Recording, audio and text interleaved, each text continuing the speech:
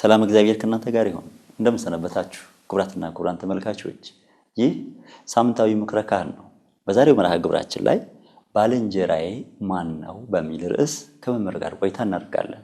በዋናነትም ስለ ጓደኝነት እናነሳለን። በዚህ ዘመን የሚነሱ በተለይም በጓደኝነት ዙሪያ የሚነሱ ጉዳዮች ላይ ትኩረት እናደርጋለን። ከሚነሱ ጥያቄዎች መካከል ባልንጀርነት ስንል ምን ማለታችን ነው? ባልንጀርነት መለኪያው ምንድነው? በባልንጀርነትና በጓደኝነት መካከል ያለው ድንበር ወይም ልዩነት ምንድነው? አንድ ሰው ጥሩ ጓደኛ ለመሆን ወይም ጥሩ ባልንጀራ እንዲኖረው ራሱን እንዴት ሊያበቃ ይገባል?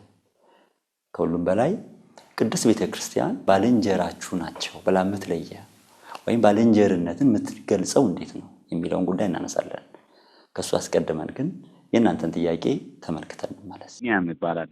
ባልንጀራን በተመለከተ ነው። ባልንጀራ ሲጀመር ምን ማለት ነው? በደንብ ቢብራራ ልዩነቱ። አንዳንድ የሚነሱ ነገሮች አሉ። ባልንጀራነትና ጓደኝነት አለመለየት አለና ይለያያሉ ወይ? ቤተክርስቲያን ስለዚህ ነገር ምን ትላለች? ባልንጀራና ጓደኝነትን በተመለከተ ማለት። ሌላኛው እዚህኛው ላይ ደግሞ ጓደኝነትን በተመለከተ ጓደኛ ምን አይነት መስፈርት ያስፈልጋል? አሁን ባልንጀራና ጓደኝነት ልዩነት አለው ካልን ጓደኛ ሲሆን ምን አይነት መስፈርት አለው ከባልንጀራነት በተለየ ማለት ነው። እሱም ነገር ቢታይ በመጨረሻ ግን አንድ ሰው ጥሩ ጓደኛ ነው ለማለት ምንድነው መስፈርት ወይም ምን አይነት ነገሮች ነው መሆን ያለበት? ቤተክርስቲያን ምን ትላለች? ጥሩ ጓደኛ ምን አይነት እይታ አላት ቤተክርስቲያን የምታስተምር ነገሮች ቢመለሱ ለማለት ነው።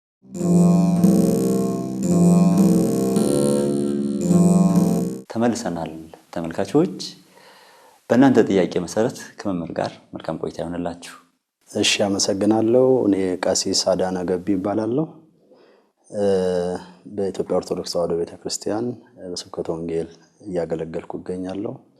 በቅድስት ሥላሴ መንፈሳዊ ኮሌጅ በዚህ ዓመት ተመራቂ ነኝ። የነገር ሃይማኖት ማለት ነው። ባልንጀርነት የሚለውን ሐሳብ በቀጥታ የምናገኘው መጽሐፍ ቅዱስ ላይ ነው። መጽሐፍ ቅዱስ ላይ ከመጀመሪያው እስከ መጨረሻው ባለው የመጽሐፍ ቅዱስ ክፍሎች ውስጥ ባልንጀራ በብዙ ቦታ ላይ ተጠቅሶ እናገኘዋለን። ጌታችን ይህንን የባልንጀርነት ትርጉም ከመተርጎሙ በፊት አስቀድሞ በተሰጠው በ10ቱ ትእዛዛት ላይ ባልንጀራህን እንደራስህ ውደድ የሚል ሐሳብ አለና ይህንን የባልንጀራ ሐሳብ የበለጠ የተረጎመው ጌታችን መድኃኒታችን ኢየሱስ ክርስቶስ በሐዲስ ኪዳን በመጣበት ጊዜ ነው።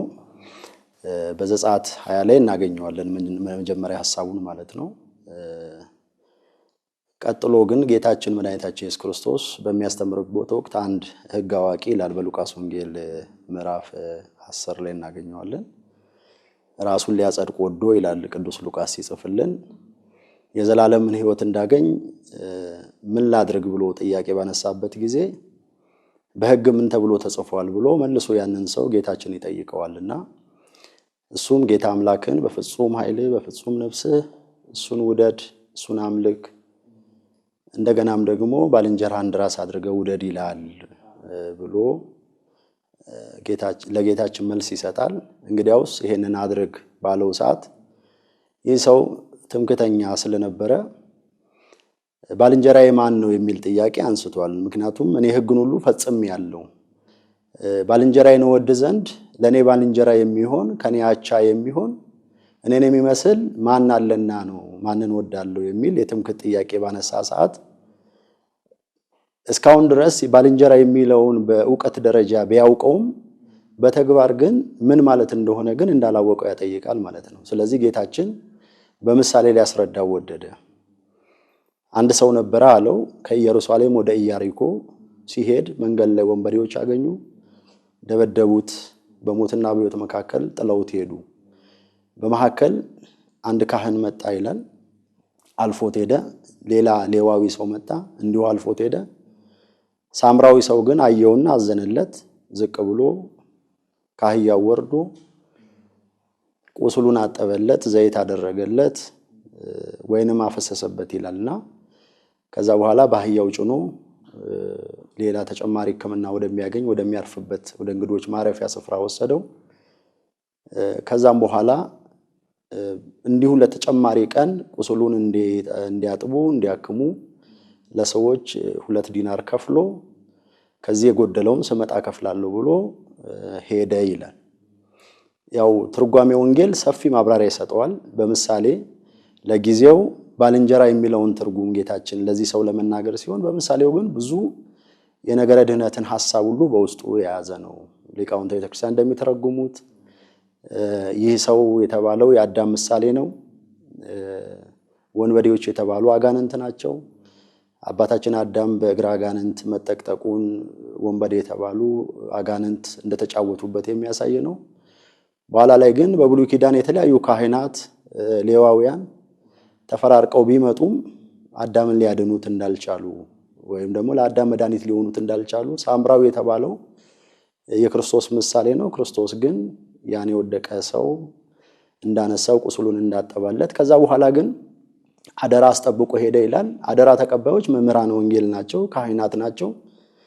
ያው በኋላ ላይ ስመጣ የጎደለውን እጨምራለሁ ብሎ ያንን ቁስለኛ እንዲያክሙት እንዲያድኑት ተብሎ የሰው ልጆችን በሙሉ ባደራ የተቀበሉ መምህራን ካህናት መሆናቸውን ያጠይቃል ማለት ነው። ስለዚህ ጠየቀው፣ ከነዚህ ከሶስቱ መካከል ለዚህ ሰው ባልንጀራ የሆነው ማን ነው ብሎ ጌታ መልሶ ይጠይቀዋል።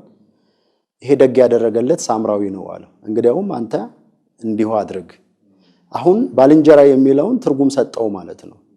ስለዚህ በዙሪያ በጎ ልታደርግላቸው የሚገቡ ያንተ እርዳታ የሚያስፈልጋቸው ጥለህ ልትሄዳቸው የማይገቡ በዙሪያ ያሉ በሙሉ ባልንጀሮችህ ናቸው እንጂ ያንተ ቢጤያቻ የሆነ ውለታ የምትከፋፈሉ በክብር እኩል የሆናችሁ የምትጠቃቀሙ የምትፈላለጉ ማለት አይደለም። ሁሉም በሥላሴ አርአያና ምሳሌ የተፈጠረ በሙሉ በጎ ልታደርግለት የሚገባ ሁሉ እሱ ባልንጀራህ ነው ብሎ ክርስቶስ እንደመሰከረለት እናያለን። ስለዚህ በዚህ ትርጉም ባልንጀራ ማለት ልክ ለዛ ሰው ባልንጀራ የሆነው ለአዳም ባልንጀራ የሆነው ጌታ እንደተቤዠው እንዳዳነው እንደደረሰለት ከሞት ቤት እንደተቤዠው ሁሉ እኛም የሰው ዘር ቀለም ሳንመርጥ የተለያየ ምክንያት ሳንደረድር ሁሉንም የሰው ልጅ በጎ እንዳደረገልን እንዳምላካችን እኛም በጎ ልናደርግላቸው የሚገቡ ሁሉ ባልንጀሮቻችን ናቸው። ሰው ዘር መርጦ፣ ሰው ቋንቋ መርጦ፣ ሰው ውለታ አስቦ ባልንጀራ ላድርግ ካለ ከመጽሐፍ ቅዱስ ሐሳብ ውጪ ነው ማለት ነው። ስለዚህ ምንም አንመርጥበትም። ያ የወደቀውን ሰው ሳምራዊ ምንም አይነት ግንኙነት የላቸውም። ወድቆ አየው፣ አዘነለት። የጠየቀውም ነገር የለም። ከየት እንደሆነ ማን እንደሆነ እንኳን ዝርዝር ጉዳዮች ውስጥ አልገባም። ቀጥታ ከሱ የሚጠበቀውን እርዳታን ያደረገለት እና ለባልንጀርነት ምንም የምናስቀምጠው መስፈርት የለም ማለት ነው። በእምነት ቢመስለንም ባይመስለንም፣ በዘር በሃይማኖት በሌላም ነገር ቢመስለን ባይመስለን፣ እንወቀው አንወቀው በተለያየ መስፈርት እኛው አሁን በዚህ ዘመን በመናወጣቸው መስፈርት ሁሉ ሚዛን ውስጥ የማይቀመጥ ድንበር የሌለው ክልከላ የሌለው ቤትም ቦታ ላይ ሆነን እግዚአብሔርን እያሰብን የእግዚአብሔር ፍጡር መሆኑን እያሰብን በጎ የምንውልለት ለኛም በጎ ሊያደርግልን የሚገባ ይሄ ባልንጀርነት ብለን እንጠራዋለንና ለባልንጀርነት የምናስቀምጠው ድንበርና ልክ የለም ማለት ነው።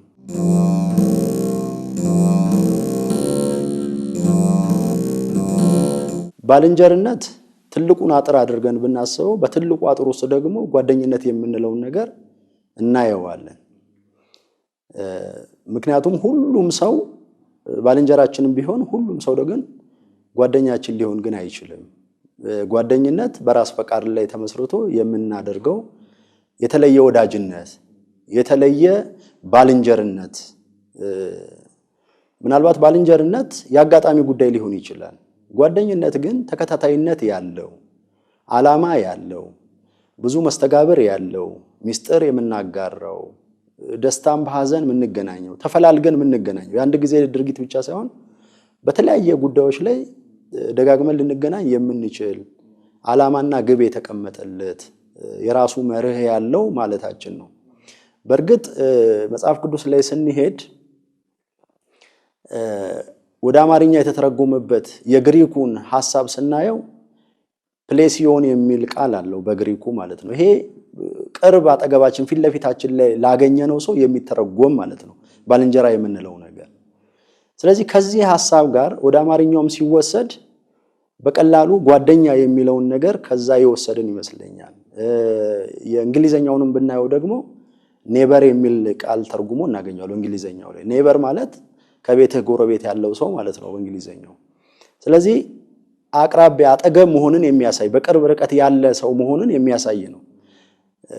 ፈረንጆቹ ከአኗኗር አንፃር ጉርብትና ያለውን ወስደው ጎረቤት የሚል ስያሜ ሰጥተውታል። በእኛ ደግሞ በተለመደው ደግሞ ጓደኛ የሚል ነገር ከዛ ወስደናል። የኛ ጓደኝነት ማህበራዊ ህይወትን ሊመለከት ይችላል፣ አስተዳደግን ሊመለከት ይችላል፣ የሥራ ሁኔታን ሊመለከት ይችላል። ብቻ በእነዚህና በመሳሰሉት ምክንያቶች ቅርብ የሆነንን ሰው ጓደኛ የሚል ነገር እናነሳዋለን። ዞሮ ዞሮ ሁለቱ ሐሳብ አይጣላም። ቅርብ የሆነ ሐሳብ ሆኖ ከትልቁ አጥር ውስጥ ባልንጀራ ከምንለው ውስጥ ደግሞ የተወሰኑ አካላትን ደግሞ ለተለየ ዓላማ ለተለየ ተልእኮ በተለየ ሁኔታ የምንቀርባቸው ደግሞ ጓደኛ እንላቸዋለን። ያንን መሰረታዊ ሐሳብ አያጠፋም። ስለዚህ ጓደኛ ሲሆን ምን መሆን አለበት የሚለውን ምናልባት በኋላ ላይ በዝርዝር እናየዋለን። ግን ሁለቱ እንደዚህ ናቸው የሚታዩት ማለት ነው ጓደኝነት የሚለው እንጂ አንዱን ተክቶ ግን የሚቀርብ ቃል አይደለም። መጀመሪያ የሚገለጸው በዓላማ ነው። ዓላማው ምንድነው? የተገናኘንበት ጉዳይ ምንድነው የሚለው ነገር ሁሉም ሰው ከሁሉም ጋር በተመሳሳይ ጉዳይ አይገናኝም። ለምሳሌ በሰፈር ላይ አብሮ አደግ ከሆኑ መካከል የተለየ ጓደኝነት ሊኖሩ ይችላል ማለት ነው። ብዙ ጊዜ አብሮ ከማሳለፍ አብሮ በመብላት አብሮ በመጠጣት አብሮ ችግርን ደስታን በመካፈል ከአብሮ አደግነት ተነስቶ ጓደኝነት ሊመሰረት ይችላል። አንዳንድ ጊዜ ደግሞ ከሥራ ባህሪያችን ጋር ተነስተን ደግሞ አብሮ በመግባት በመውጣት በሥራ ባልደረባነት ከባልደረቦቹ መካከል በተለየ ሁኔታ ደግሞ መርጠን ጓደኛ የምናደርግበት ሂደት ይኖራል።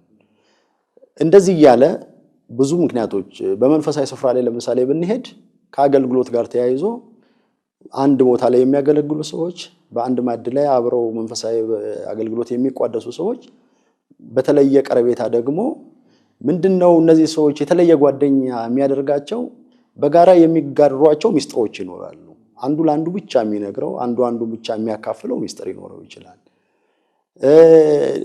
ደጋግመው በአንድ ቦታ ላይ ሁለቱ ለብቻ የሚገኙበት የሆነን ጉዳይ በጋራ የሚጋሩበት የሆነ ቦታ ላይ በጋራ የሚገለጡበት በራሳቸው የተስማሙበት የሚያደርጓቸው ነገሮች ይኖራሉና እነዚህ የመሳሰሉ ነገሮች መገለጫዎቹ ሊሆኑ ይችላሉ ማለት ነው።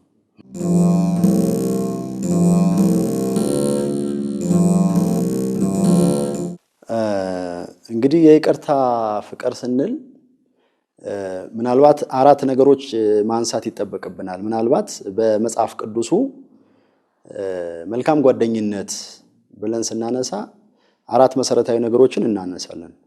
አንደኛው ፍቅርና ታማኝነት ያለበት መልካም ጓደኝነት ብለን ስናነሳ ፍቅርና ታማኝነት ያለበት ልብ ለልብ የሆነ ፍቅር ያለበት ልክ በመጽሐፍ ቅዱስ ላይ ናታንና ቅዱስ ዳዊት የነበራቸው ፍቅር ይገለጻል። በጣም ጥልቅ የሆነ ፍቅር በጠላት ቤት እንግዲህ ሳኦል ዳዊት ጠላቱ ነው። በሱ ቤት ውስጥ ሆኖ ግን ናታን እና እሱ ያላቸው ፍቅር በጣም ያስደንቃል ማለት ነው። በቃ ነፍስ ለነፍስ የተሰጣጡ እና የመልካም ጓደኝነት መገለጫው አንዱ ይሄ ነው። ታማኝነት እስከየትኛውም ጥግ ድረስ መታመንን የሚጠይቅ ሌላው መንፈሳዊ መበረታታት ያለበት አንዱን በመንፈሳዊ ነገር የሚያጠነክርበት ሌላው ወደ ቅድስና የምንመራራበት ወደ በጎ ነገር የምንመራራበት ይሆንና ሌላው መስዋዕታዊ ፍቅር ቅድም የምንለው በጓደኞች መካከል እስከ መስዋዕትነት የሚደርስ አንዱ ለአንዱ የሚሰዋበት አንዱ ለአንዱ ዋጋ የሚከፍልበት ይሄ ልዩ ፍቅር ነው ወይም ልዩ ጓደኝነት ብለን የምንጠቅሰው ነውና በጓደኛነት መካከል እስከዚህ ድረስ የሚደርስ ጥልቅ የሆነ ፍቅርም አለ። እነዚህ ነገሮች ይጠበቁበታል። ሌላው ወደ ጓደኝነት ስንገባ ምን መሰረት አድርገን እንግባ? ምናልባት አያይዘን እሱን ብናየው ነው ጥሩ ነው ብዬ አስባለሁ። በምን መርህ ላይ ሆነን ጓደኝነትን እንጀምር? የመጀመሪያው በዓላማ ይጀምር። የሰፈርም ጓደኛ ይሁን የመስሪያ ቤትም ይሁን በተለያየ መንገድ ያገኘነው ይሁን ጓደኛ የምንሆንበት ዓላማ ምንድነው? ዓላማ የሌለው ግንኙነት ሁሉ ጊዜ መጨረሻው ጥሩ አይሆንም ውጤቱ ማለት ነው። ስለዚህ ስንጀምረው ጀምሮ በዓላማ መሆን መቻል አለበት እንጂ እንደው ዝም ብለን ያለ ዓላማ በቃ ከዛሬ ጀምሮ የሚባል ነገር አይደለም። በዓላማ ግብ ምክንያቱም መዳረሻችንን ያሳያል ዓላማችን። ሌላው ሁለተኛ ጉዳይ በጥንቃቄ መጀመር አለበት። ጊዜ ሰጥተን ምክንያቱም ቀላል ነገር አይደለም፣ ዋጋ የሚያስከፍል ስለሆነ በጥንቃቄ መጀመር መቻል አለበት። በይሉንታ መጀመር የለበትም፣ በችኮላ መጀመር የለበትም። አንዳንድ ሰዎች በይሉንታ በቃ ከዛሬ ጀምሮ። ስለዚህ እነዚህ ነገሮች በጣም ጥንቃቄ ያስፈልጋቸው። ሌላው መቼ የሚለውም ደግሞ መታወቅ አለ። መቼ አሁን ሰው ዝም ብሎ በማንኛውም እድሜ ላይ ጓደኛ መጀመር ይችላል። ጓደኝነት መጀመር የለበትም። የስሜት ብስለት ያስፈልጋል።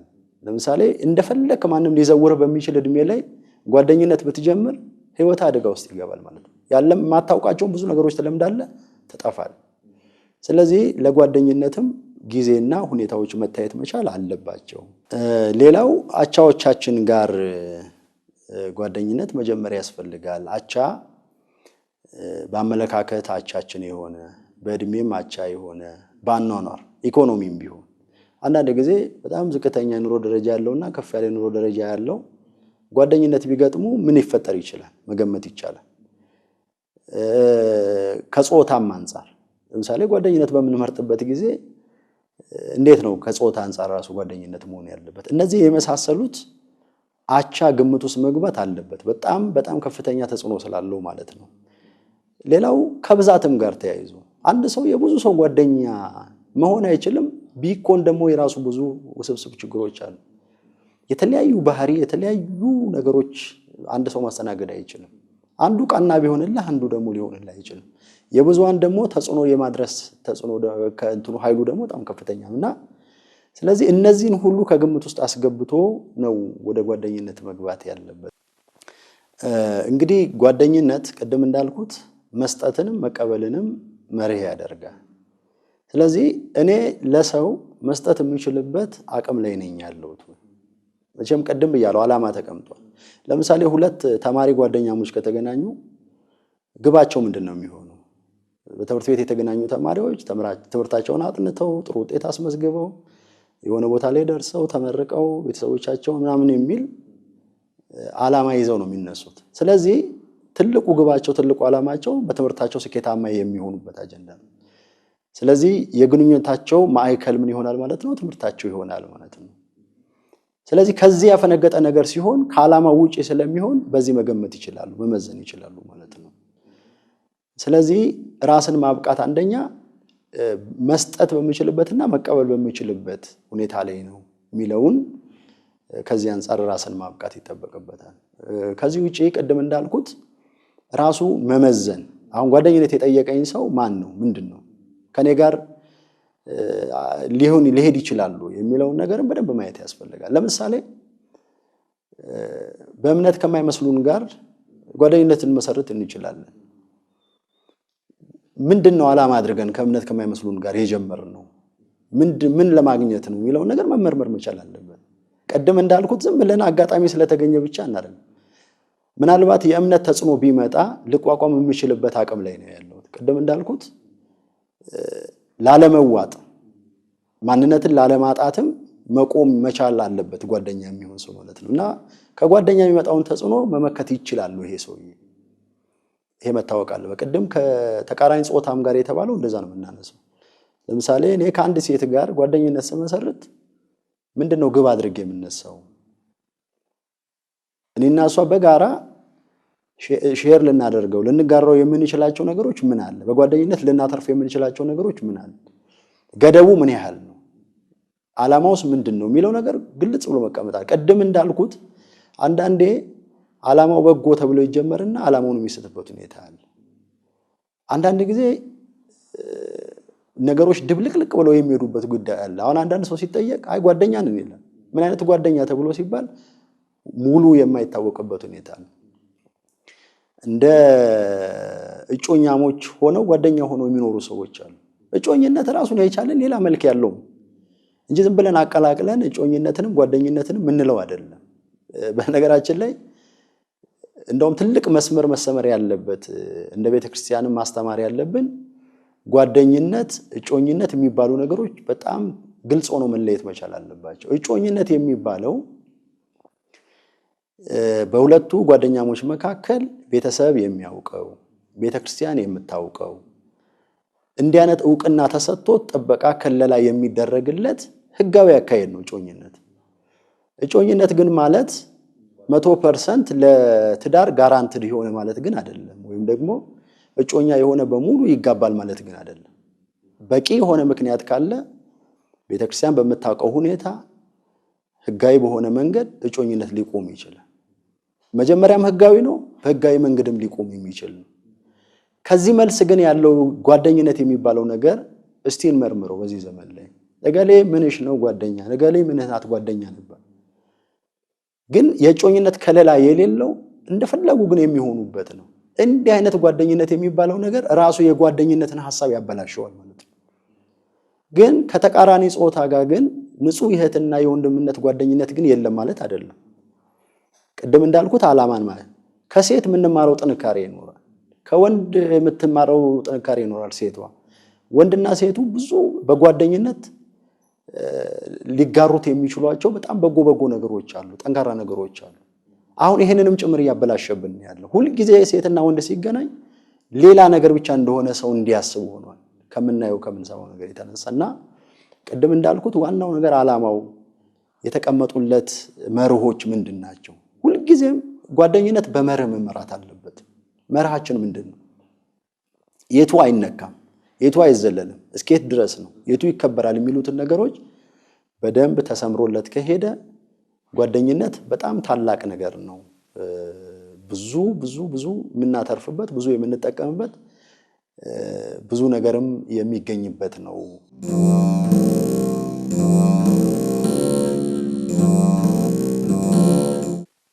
የመጀመሪያው ጉዳይ ጥሩ ባልንጀራ የምንለው እኛን ወደ መንፈሳዊ ነገር የሚወስደን ከእግዚአብሔር ጋር የሚያገናኘን ቢሆን እሱ ጥሩ በጣም መልካም ጓደኛ ነው፣ በጣም ባልንጀራ ነው። በነፍሳችን ጉዳይ የሚጠቅመን ማለት ነው። ከዛ ውጭ ያለው ነገር እኮ ተራ ነው ማለት ነው። የነፍስህ ጉዳይ ከጠቀመ ሰው ሌላው ትርፍ ነው፣ ተጨማሪ ነገር ነውና በነፍስህ ጉዳይ እግዚአብሔርን የሚያሳውቅ ቤተክርስቲያንን የሚያሳውቅ ለነፍስህ በሚጠቅም ጉዳይ ላይ ጊዜ የሚሰጥህ በዚህ ጉዳይ ላይ የሚያግዝህ ሲሆን እሱ የተሻለ ጓደኛ ነው። ከዛ ውጪ በክፉም በደጉም ደግሞ የሚታመንልህ ቢሆን አሁን በዚህ ዘመን ብዙ አስቸጋሪ የሆነው የሚታመንልህ ሰው ማጣት ነው። አንተም የምታመንለት እሱም የሚታመንልህ ሰው ማጣት ነው። ስለዚህ የሚታመንልህ እንዲሆን ይፈልግ። ብዙ ሚስጥሮች ይኖረዋል፣ ለብዙ ሰው ማካፈል የማትፈልገው ህመሞች ይኖረዋል። እነዚህን በትህትና ተቀብሎ ህመምህን የሚታመምልህ ሚስጥርን የሚጠብቅልህ አንዳንድ ጊዜ አደገኛ በሆነ ሁኔታ ውስጥ ደግሞ ከዛ ጭንቀት ውስጥም የሚያወጣ ሊሆን ይገባልና ፍጹም ፍቅር የሚያሳይ አንተም ፍቅር የምታሳየው። በነገራችን ላይ ሰው ስለበላ ስለጠጣ ብቻ አይኖርም። በጣም ፍቅር የሚፈልግ ሰው አለ፣ በጣም እንክብካቤ የሚፈልግ ሰው አለ፣ መደመጥ የሚፈልግ ሰው አለ፣ የልቡን እንዲያወራ የሚፈልግ ሰው አለ። ግን ለማን ላውራ ብሎ ደግሞ የሚጨነቅ ሰው አለ።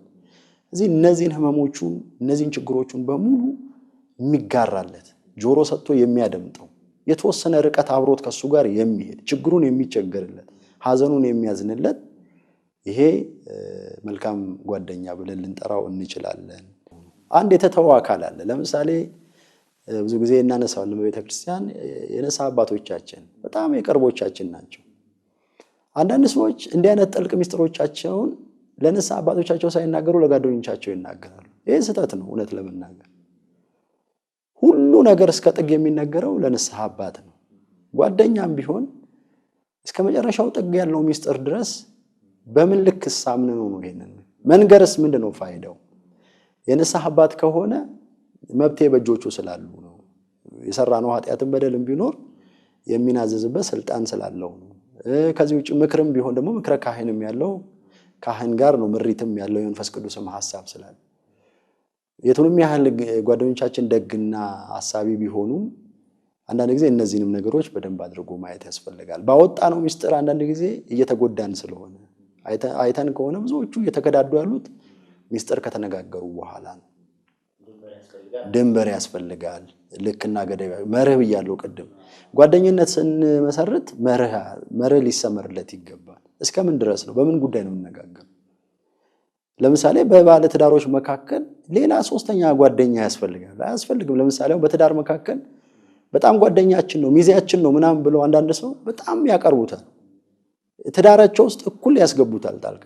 ብዙ ጊዜ በእንደዚህ አይነት ሰዎች ትዳር ይፈርሳል። ስለዚህ እንዲህ አይነት ጓደኛ ምን አይነት ጓደኛ ነው የሚሆነው? ለምሳሌ በባለ ትዳር መካከል ከሁለቱ ያንዳቸው ጓደኛ የሚባል ነገር የለም። የሁለቱን ጓደኛ መሆን ይቻላል እነሱ እስከፈቀዱ ድረስ የሁለቱ ጓደኛ ድንበር የተበጀለት። ግን የሚስቴ ጓደኛ ነው የባሌ ጓደኛ ነው የሚባል ሚስጥረኛ ነው የሚባል አካል ግን የለም። ሚስጥር ከባልና ከሚስት ውጪ የለም። እነዚህ ነገሮችንም አብሮ ማሰብ ያስፈልጋል። በጓደኝነት ውስጥ የተከበረው ሆኖ ግን ሰይጣን ደግሞ የተለያዩ ሐሳብ አምጥቶ ደግሞ ብዙ ፈተና ውስጥ ወጥመድ ውስጥ የሚከተው የጓደኝነት ሐሳብ ስለሆነ ጓደኝነት በጥንቃቄ መቃኘት መቻል አለበት። በጥንቃቄ ከያዝነው የምናተርፍበት የምንጠቀምበት። ሰው የለኝም ማለት መጽሐፍ ቅዱስ ላይ ሰው የለኝም ነው ያለው ያ መጽሐፉ ማለት ነው። ዛሬ ሰው የሌላቸው በጣም ብዙ ሰዎች አሉ። ሰው ለሌላቸው ሰው የምንሆንበት ሚስጥር ነው። ሚስጥራቸውን የሚሰማላቸው ሰው ላጡ ወገን የሚሆን የእናት ልጅ ማታካፍለው ብዙ ሚስጥር አለ። ቅርብ የምትለው የሥጋ ዘመድን ማትናገረው ሚስጥር አለ። ግን ውጪ ለሆነ ሰው ደግሞ ወዳጅ አድርገህ ደግሞ ልትነግረው የምትፈልገው ሰው አለና በዚህ ዘመን አያስፈልግም ብለን ተንገሽግሸንም የምንተው አይደለም። አንዳንዴ ሃይማኖታዊ ግዴታም ጭምር ነውና እኛ በጎ ሆነን ለሌሎችም በጎነትን የምናጋባ ለሌሎችም የምንደርስ ጥሩ ጓደኞች ሆነን ተገኝተን ሌሎችን የምንታደግ ወደ መንፈሳዊ በረት የምናመጣ ከእግዚአብሔር የምናገኝ ከመንፈሳዊ ሕይወታቸው ጋር ከእግዚአብሔር ቃል ጋር ከሚስጥራት ጋር ከተለያየ ነገር ጋር በጎ ተጽዕኖ እየፈጠርን እነዚህን ሰዎች ሰው ማድረግ የምንችልበትም እድል ጭምር ነውና ጓደኝነት ይሄንንም ማሰብ ይገባል ማለት ነው። በዛሬው መርሃ ግብራችን ብዙ በጎ ነገር እንደተማራችሁ ተስፋ አድርጋለሁ። ሳምንት ደግሞ በተለየ ርዕስ በአዲስ ርዕሰ ጉዳይ ከሌላ መምህር ጋር እንገናኛለን። ከዛ በፊት ግን ጥያቄዎቻችሁን በዩቲዩብ በኮሜንት ሴሽኖቻችንና በስልክ መስመሮቻችን እየደወላችሁ ልጠይቁን ትችላላችሁ። እስከ ሳምንት ቸርን ሰንብት።